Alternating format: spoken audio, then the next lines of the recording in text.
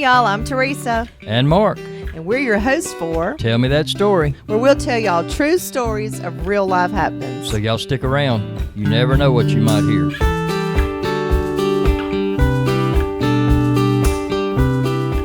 Hey y'all, welcome to Tell Me That Story.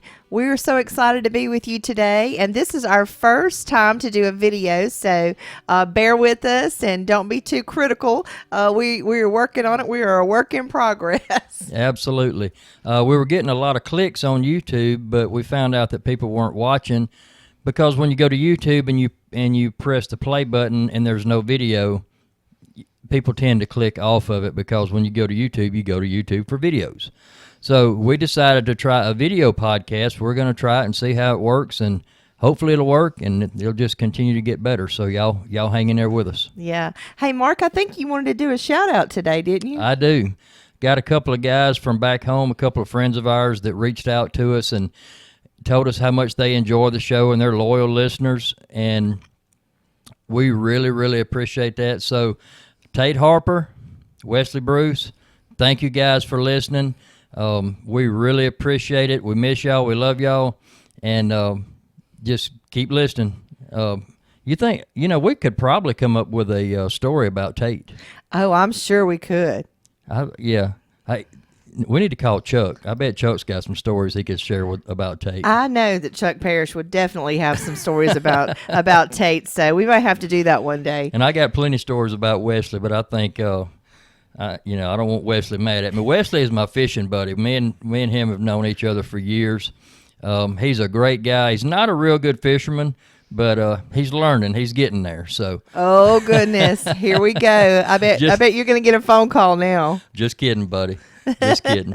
We're glad y'all are with us today. We got a great show lined up for y'all today. I want to talk about something that happened to me several years ago. This story today is a great example of why when God says be quiet, we need to be quiet.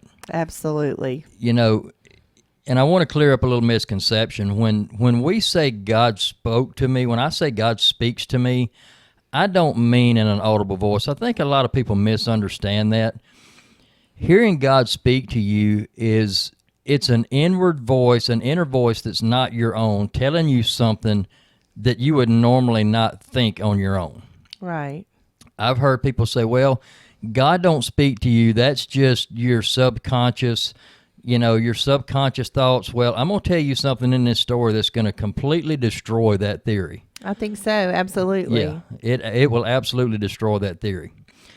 So, and everybody has voices. Yes. You have voices in your head. It may be your own voice, right? The voice of someone else, right? The voice of God, right? The voice of the enemy. Right. Right? Yep. And even as I say that, it's so funny because I didn't think about this before, but even as we did the shout out to Tate Harper, Tate got voices in his head. I hear Tate's voice in my head sometimes because he taught me so much. Yeah. In what I do, in my career, he Right. taught me so many things, and so I'll hear him.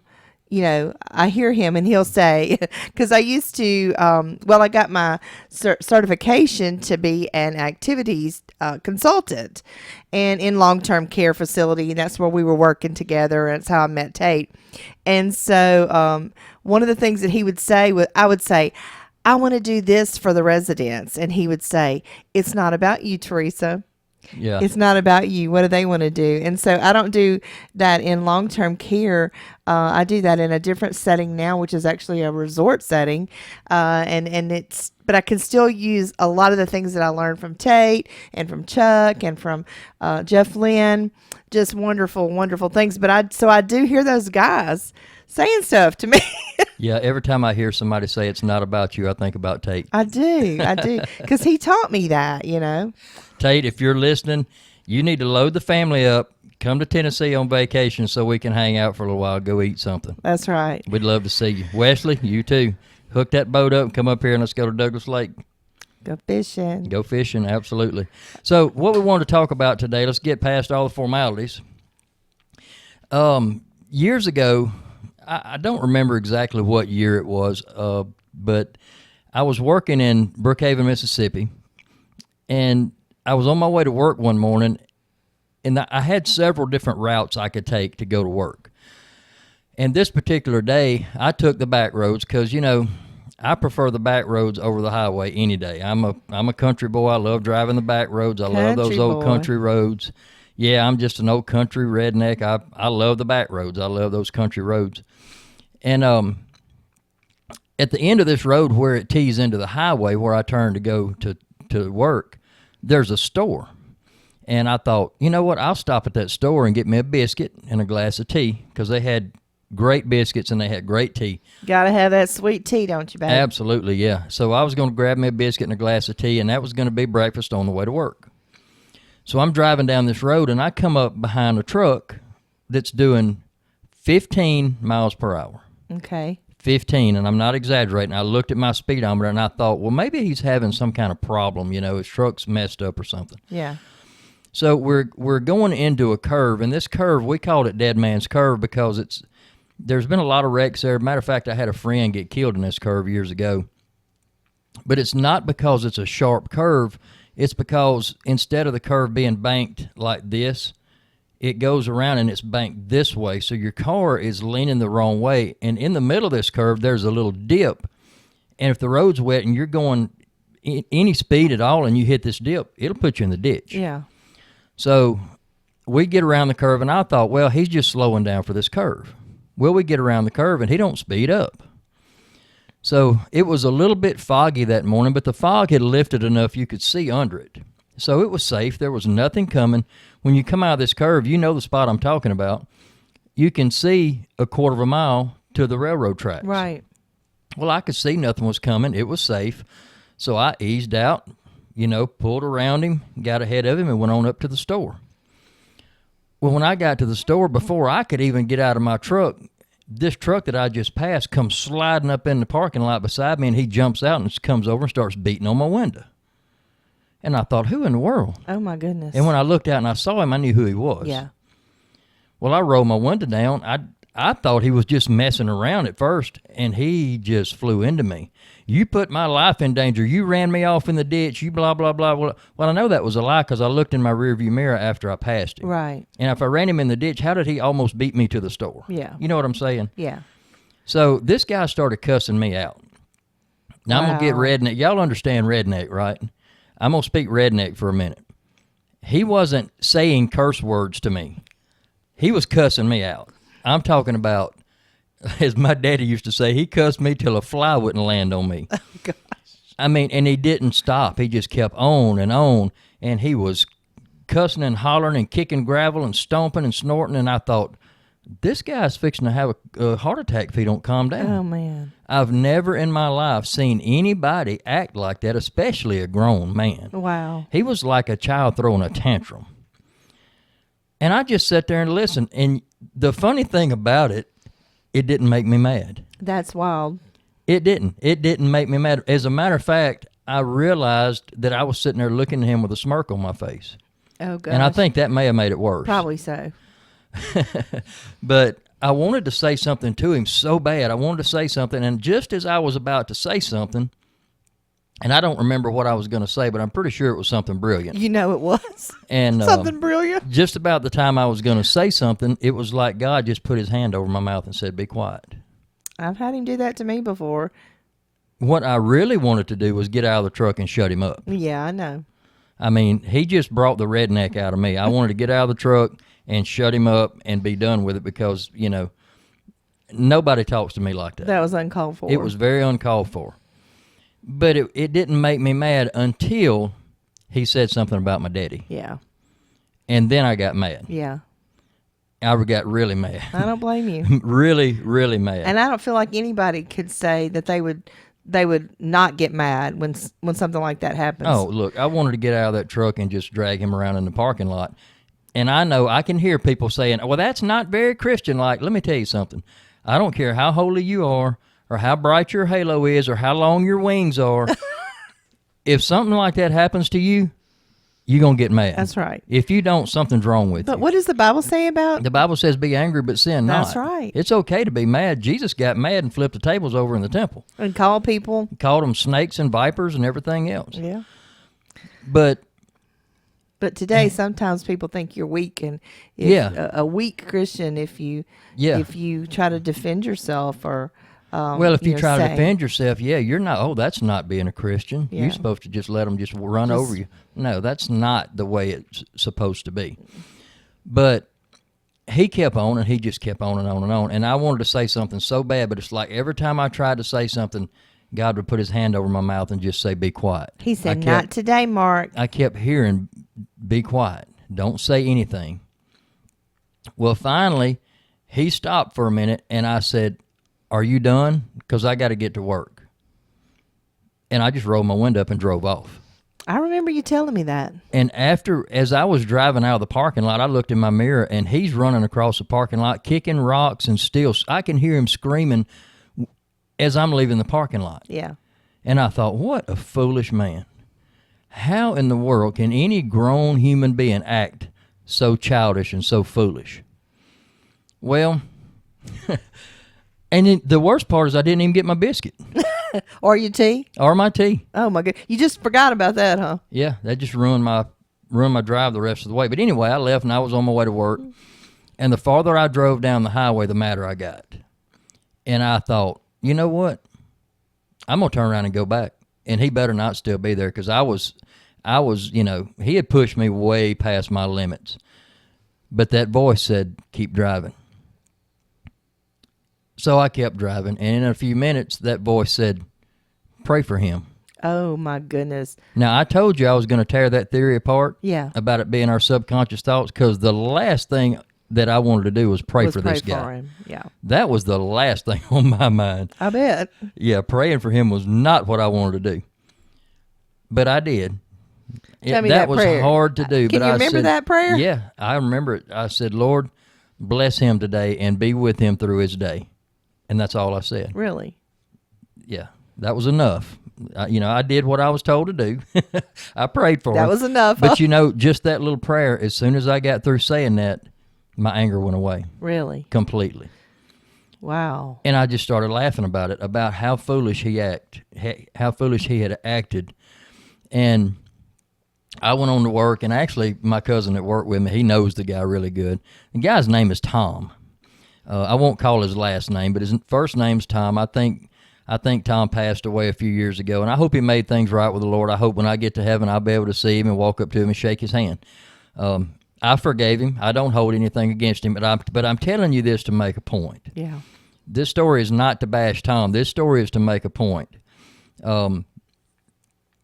So we were booked to sing at a church that weekend. This happened on a Wednesday, and we were booked to sing at a church on Sunday. Yeah, and for those of you that don't know, in some of our previous podcasts and things, you'll hear that we talk a lot about whenever we were traveling singing Traveling and full-time, singing, yeah. or even we did part-time and then we did full-time for a while. And so we have a lot of stories during those times, because God was definitely a time in our life that he moved very powerfully. Absolutely. Well, this church was just a few miles down the road. It wasn't a long drive. It was a local church. But we got to the church, and they had a fish fry that day. Yeah. And we were sitting on the front row, and the pastor was up on the stage, and he was talking about how great Brother Tom was for donating his fish cookers and donating this and donating his time for this and that. I never put that together, because I thought, there ain't no way this guy goes to Yeah, church. you weren't thinking about This that. is not a church-going person. It never dawned on me. But we got up on the stage, and guess who was sitting in the third row? Old Brother Tom. Oh, no. Sitting there in the third row. Look, he looked up at me and made eye contact with me, and I could see the blood just run from his face. I bet it did. He dropped his head, and he looked down for just about 2 or 3 seconds, and he got up and left and didn't come back. I do remember that happening. I Yeah. remember that Yeah. just so clearly. And then it hit me. That's why I couldn't say anything. Exactly. That's why I couldn't retaliate, because it would have looked really bad if I'd have got out and scrapped with this guy, or mixed it up with him and then had to stand up and sing in front of his church 4 days Absolutely. later. So, that was a good example of, when God says be quiet, be quiet. When God tells you to do something, do it. And I also think, I was thinking about this morning. It could have been a test. If you don't think God will test you, you're wrong. Oh, he definitely will. But he does not test you to find out what you're going to do, because he already knows what you're going to do. He tests you to see, so you can see how you will react in a certain situation. Yeah. And you can grow from that. Right. You can learn from that. Are you going to be obedient to that voice that's saying, don't speak right now. Right. This is not the time. Right. Let me handle this for you. So at the end of the test, you can say, man, I should have done that different. Or in my case, I think I did okay. Yeah. I think I passed this one. Yeah. I'm sure there's been a lot more that I didn't pass. Yeah. I think I passed this one. When it's both. I've definitely had times when it's both, when I did handle it the right way and when I didn't handle it the right way. Yeah. I remember a situation that one of the guys that we talked about a little earlier, I called his name Chuck Parrish. He's actually a certified John Maxwell life coach. Yeah. I tell him that he learned on me. So anyhow, I remember one time that he spoke to me and he was like, "You didn't handle that very well." And I said, "I know that I didn't. I need about 30 minutes to get myself together, and then I'll make it right." And I did. Yeah. But it was bad. He's like, "If you don't, every time you get up on that platform, that little devil that you see on, you used to see it on TV. They would have little commercials and stuff. It's going to say, you know what you did. Yep. You know what you said. Yep. It was just, I certainly wasn't cussing someone out, but it was just an attitude. And so it was a wrong attitude. Yeah. But we got to learn from it and grow from it. Well, it's easy to do, especially when you're mad. Yeah. But just at this particular time, I just knew it was very strong that I couldn't say or do anything. I just had to sit there and take it, and that's hard to do. Yeah. When somebody's cussing you like that and treating you like that, it's hard to sit there and take it. Yeah. But like I said, it would have been really bad if I would have retaliated, because we had to stand up and sing in his church just a few days later. Yep. And actually, if I would have got out and done something, I would have probably got arrested for assault, because he had not done anything to harm me, other than just the words. Running his big mouth, you know. Now, didn't you tell me there was something else that later that you thought about when you were a child and riding the school bus, and it kind of related to him and his son? Yeah, I went to school with his kids. His son was, I'm pretty sure he was a senior when this happened. And I was about 10 years old. He was a lot older than me, but I remember this very well. I remember him being really big. He was on the football team, and he was a bully. Yeah. And he had just a handful of friends, but nobody else liked him. I don't even know if his friends really actually liked him or not. But he was one of those kind of people. He loved to push people around. And I got on the school bus one day and to come home, and there was only one vacant seat, and it was right beside Tom Jr. I think that's what I'll call him, Tom Jr., because he acted just like his daddy. Oh, my goodness. Right beside him. So I had to sit on the seat with Tom Jr., and we're going home. We're going through these back roads on these gravel roads, and you'd have to understand where we lived. It was, you had to drive past the country to get to where we lived. It was way out in the backwoods. But I had a cigar box with some arrowheads in it that I had brought for history class for show and tell, for extra points.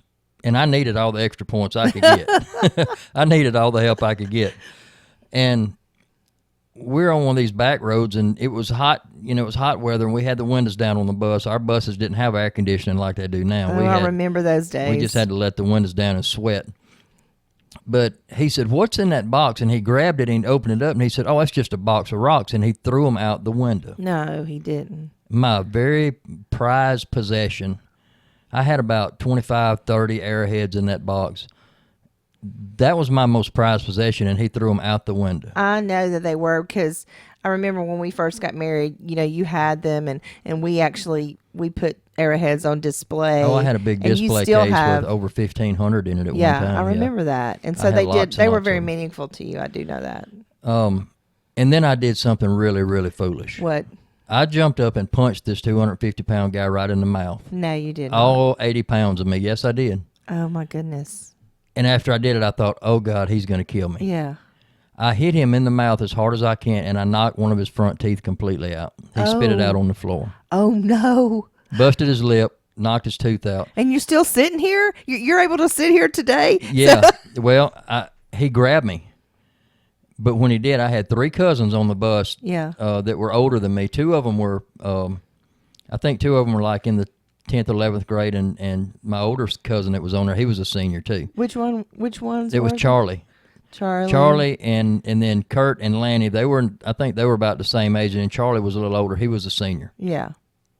So when that happened, they all stood up and they said, "Get your hands off of him. Leave him alone."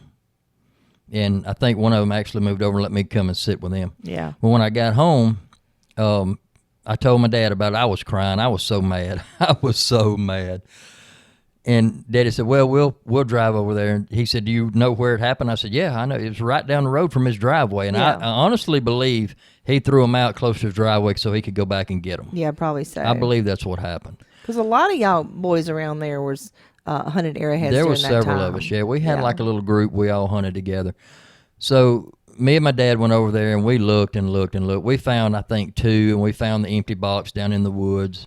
But it was a gravel road, and hunting an arrowhead on a gravel road's like hunting a diamond in a bucket of crushed ice. Yeah. It's just so hard to find them. And if they went in those thick woods and those thick leaves and stuff, there was no way to find them. So we only found a couple. But I've often wondered if maybe old Tom, brother Tom, and my dad might have had a powwow about me knocking his son's tooth out, and I just never heard about it. I thought about that. Because I didn't tell Daddy what I did.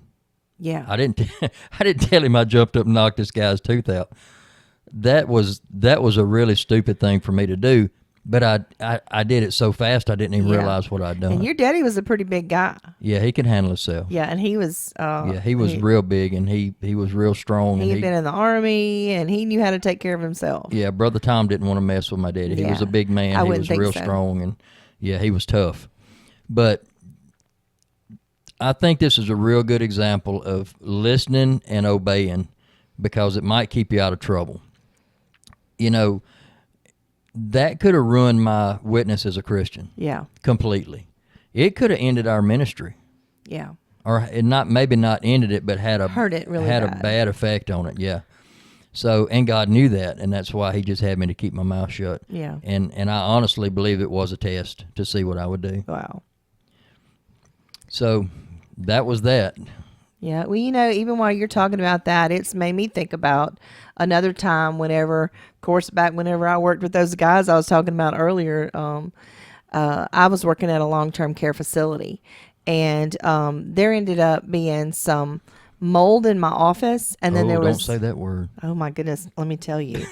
Right, because I got an email, it was like from the owner, and he was like, "You better never use that M word again. Do I make myself clear?" I was like, okay. Yeah, crystal clear. Yeah. So anyhow, but anyhow, there was a like a mold expert that came in and cleaned that up, but it was in my office, and it was in like the dining area where some of the residents had to come and eat, because I Right. was on a specialized unit, and so there was like plastic over the door where you go in, and I just remember this day on the way to work that day that I was just in prayer, a heavy state of prayer all the way to work that day. Yeah. And I mean, a lot of times I would pray most every day on the way to work, but this particular day it was just such a heavy state of prayer that I was in. And so I got called, not knowing that the owner of the company was coming. Well, he ended up coming and bringing a whole entourage of people, and they called me to this particular room that had some of the mold in there and had been cleaned up. And I'll never forget.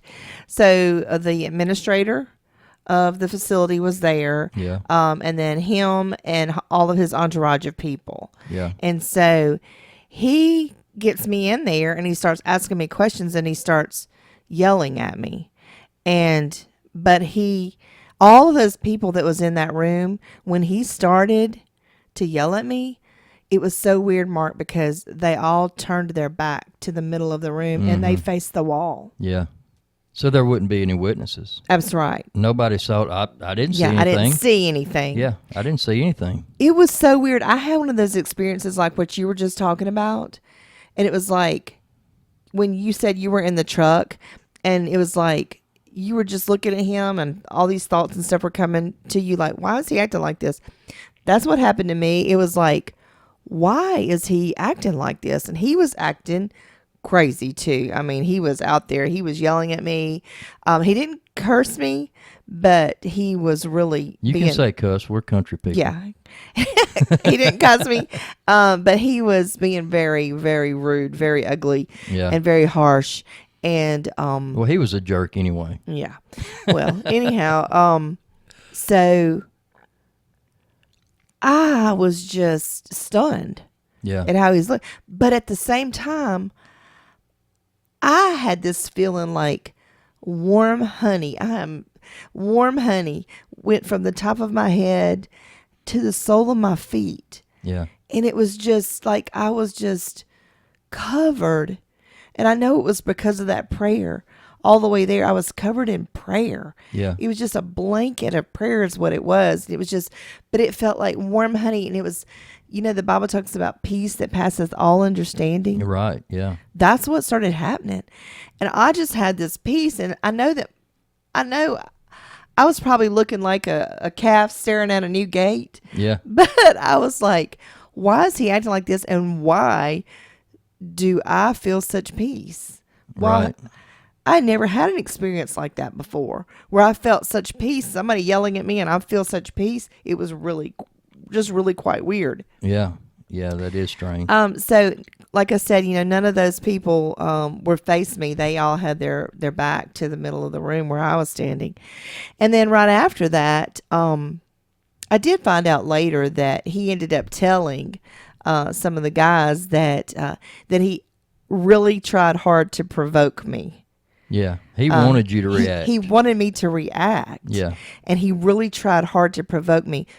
I guess because he wanted to fire me that day. That's exactly what he wanted to do. That's what he wanted to do, which was really, really because crazy. you had reached out about black mold being in the Right. building, and if state board would have come in and found black mold in that building, it would not have been good. But it blows me away because the people came in and cleaned it all up, and you were trying to do what was best for the residents there. You weren't trying to get him in trouble. no, but when you walked in my office, it was so bad. It was everywhere, and so it was something that had to be done. I wasn't the one that called the specialist in, so it wasn't anything that I was trying to do. I wasn't trying to get anybody, into any kind of trouble or anything like that.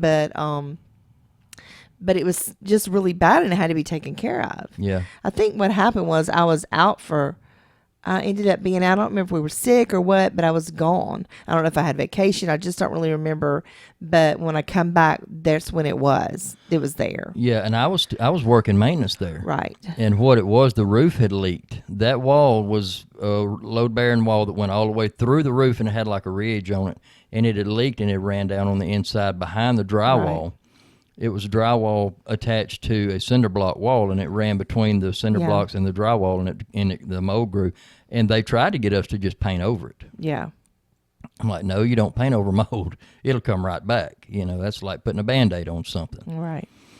So long story short, I ended up getting called because I had an assistant and she came in and she's like, hey, the preacher didn't show up today. And so I would fill in a lot of times if the preacher didn't come. And a lot of times the Lord would prepare me ahead of time on the way, just like what happened with the prayer. I would just have maybe this scripture that was going on and on over in my head, or kind of like a little devotional thing. And so I would have something. I would already be prepared. Well, this particular day, she came and got me, and I went in there, and I sat down at the piano to start, and I started singing this old, I guess you'd call it an old spiritual. It was an old spiritual. Just an old spiritual song. And it was like, glory, glory, hallelujah. Since I lay my burdens down, it'd say, I feel better, so much better since I lay my burdens down. I'm going home to be with Jesus. It was just a really good, I remember those people loved that. soulful type song, and they loved it. And so I was playing, and as I was playing, as I did a lot of times, the joy of the Lord would just bubble up within me, and so then I would just have this big smile on my face, and it was just like a glow. And of course I know, that was the Holy Spirit. But I found out, I was playing and singing, and then I looked up at one point, and I saw him over there leaning up against the wall in another room, but you could still see in there. And he was standing there, and he was staring at me. Yeah. And all of this joy was flowing up through me, bubbling, and I was singing. And later, I believe that he told some of the guys that he was just really shocked that I could go from him yelling at me and trying to get me to really react to it, and for me to be able to go from that in there and play piano and sing and have joy like that. It was something that he didn't understand. It probably aggravated him because he went to so much trouble to try to make you mad, and it's like it had the opposite effect. It did. It had the opposite effect, but it was the Lord that just protected me and kept me. Yeah. And God is so good about doing that. Oh, yeah. When he puts you somewhere. Yep. When he puts you somewhere and you're supposed to be somewhere, and you know that you're doing the right thing and you're in the right place, he will keep you. Yeah. He keep you, and he holds you in the palm of his hand. Yeah. And that's what he did. You don't mess with God's children. No. He don't like it. No, he don't. The God don't like ugly. He don't like ugly. God don't like ugly at all. Well, you got anything else? No, I just want to encourage, people today. So, sometimes God does put his hand over your mouth, and he's like, don't say it. And just, whatever's going on, he may just, if you just spend your time in prayer and before the Lord, and you're his child, then he will keep you. Absolutely, yeah. He doesn't always take you out of a situation, but he'll be there with you through it. Yeah, and a lot of times he will allow you to go through it for spiritual growth. Yeah. So you can learn from it. Yeah. That's the way we learn. The old saying, you learn from your mistakes. Right. And that's true even in a Christian walk. We learn from things where we stumble, everybody stumbles. Right. Everybody we still has live a in a weak body moment. of flesh. Exactly right. And as long as we live in this body of flesh, we're going to be prone to mistakes, and we're still human. That's right. That's right. And we won't be made perfect until we're taken home. That's right. Well, guys, we thank y'all for joining us today. It means a lot to know that people are watching or people are listening and enjoying the show. If you're watching on YouTube, hit that like button, hit the subscribe button, and share it. We're trying to get the word out. The more likes and shares and comments that we get, the farther it drives us up the algorithm. I don't know exactly how that works, but it does help. I know that much. And if you're listening on the podcast, rate and review, follow the channel, and just let us know what you think. There's a link on the podcast players that says send us an email. Click that link and just type in a message to us, and it'll come to us. And it's always encouraging when you get fan mail. Even if it just says something as simple as one we got yesterday. It says, enjoying your stories. And that's all it said. But that's enough. Yeah, because Mark, there's churches on every corner. Absolutely. There's churches on every corner. There's preachers that's preaching, every single day. You can turn something on and you can hear preaching every day. But we want you to be able to see true life stories, real life. And Yeah. so you'll be able to see how someone else applied scripture or, living for God and how God brought them through things. And so we want to encourage. And that's one of the things we've had people that are they're not Christian that have reached out and they have said, I'm really enjoying, I'm listening. Yeah. You have no idea what God may do through Exactly. that. Absolutely. And, I've been wanting to do a podcast for a while, and I talked to you about it, and I said, I want to do a podcast, but I don't know enough about anything to do a podcast. And you said, well, why don't we just tell stories? because everybody tells us we got such Yeah. amazing stories and we have, all the years of traveling and singing, and we just picked up a lot of stories. Yeah. And some of them are not things that actually happen to us, but things that happen to other people that we know are true. Right. And there's so much negativity in the world that I think people need something positive to I listen agree. to. Totally agree. So thank y'all so much for joining us today. Go ahead and hit that like, subscribe, rate, review. Send us a message, whatever that you can do on your platform that you're hearing us or watching us on. And we just thank y'all. Y'all have a wonderful day, and we'll see you again soon. See you next time. Bye-bye. Bye-bye.